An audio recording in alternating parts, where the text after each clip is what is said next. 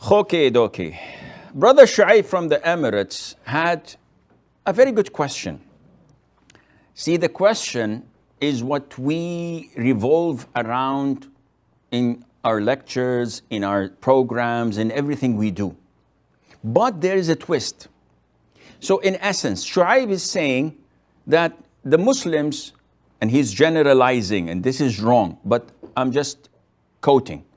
He says that the Muslims are always indulging in disputes over fiqh issues and neglecting the Qur'an.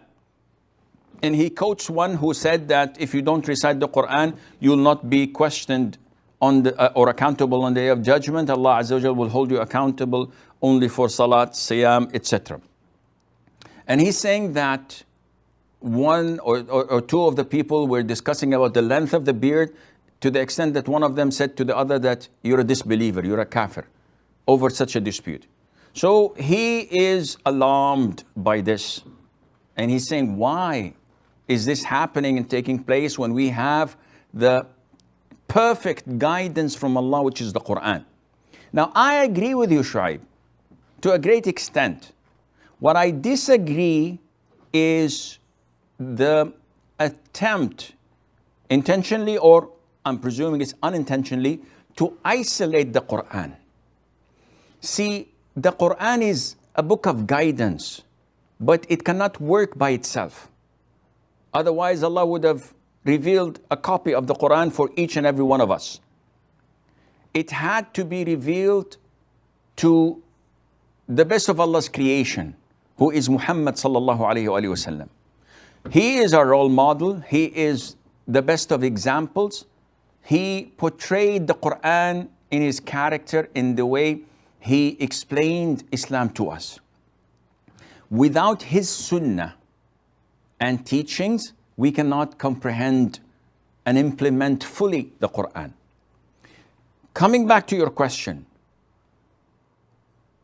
I am not responsible for the wrong understanding of the Ummah or parts of it. So if you see two ignorant people, two imbeciles, disputing over something that is not mentioned in the Qur'an, and they do not have the necessary knowledge to back it up, to the extent that one of them gives takfir to the other, this is not my problem. This is not the Sunnah's problem. This is not the scholars of fiqh problem. This is the problem of individuals, how they were brought up, the community, the media, the political drive. All of these govern how people react. Scholars, da'is, students of knowledge are going out of the way to teach the Qur'an, to teach the Sunnah, and to uplift the people from such ignorance and to purify their hearts from grudges, enmity, hatred, etc. Now, if they do not comply, this is something that has to be fixed, but it is not because they are studying the Qur'an, the Sunnah, or they are researching in fiqh. It has nothing to do with that. So my concern, Shu'aib, is nowadays we see this trend, and there are some da'is who come in the open, in their lectures, holding the Qur'an, saying this is the Qur'an. We have nothing to stick with or abide by except the Qur'an, and they ridicule, if not, well, ridicule is a little bit big. Let me retract that.